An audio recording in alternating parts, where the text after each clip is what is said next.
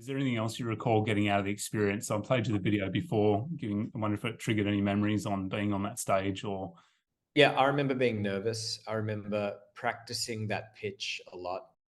I get nervous up on stage, but I believed in what I was doing. And so you want to get across out on stage what's really inside of you and not let the nerves block that side of things. And so for me, that just takes practice. Once you're confident with what you want to deliver, Yeah. then you can bring out, what's within you. And that was the first time that I was telling the story of where we were going from a commercial perspective in front of a big audience. So that was the start of a journey. That was, 2013. So yeah, that journey continued for me, and it's been a really critical part of to this point, success in capital raising for this company, because I guess from going up in front of a crowd talking about your vision, but then public speaking in general. yeah. I got onto TEDx in Sydney in 2018, and then last year the Big TED stage. So if I look back over the last 10 years, there's been a stepwise journey of getting on bigger and bigger stages and continuing to be able to tell the story about where you're going from a investor perspective, a science perspective, a general audience perspective. It's very important to learn how to tell the story.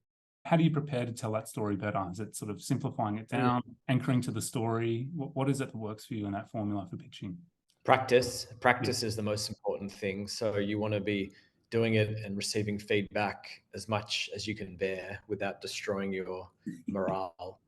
Although hearing that again, it made me realize it's kind of that 1 to 2 minute summary is kind of Shark Tank size. So I quite like Shark Tank. It's like, can you summarize what you're doing in a couple of minutes very succinctly and get people excited and wanting to hear more? Yeah. That's a true elevator pitch. You've got about a minute.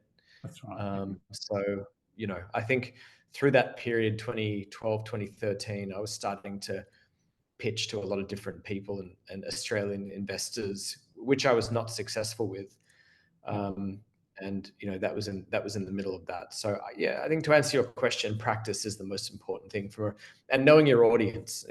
What is that audience looking for? What do they want to hear about? Why do they care? Is there some advice, or is there some reflections, or is there some words of wisdom that you'd like to share? Any advice you'd have for them? If I was to look back to that time, I think you've got to find a way to build that conviction within yourself and not listen to detractors. And if you're hearing detractors, or you're hearing naysayers, or you're hearing reasons why things might not work, but no one else has done what you're trying to do before, and you can see a pathway through, just don't listen to people. You need to just break through and push on yourself and believe that you're seeing something that no one else can see, and take on the advice that feels right. Ignore the advice that doesn't feel right or doesn't help you move forward. And you've just got to push on and fight.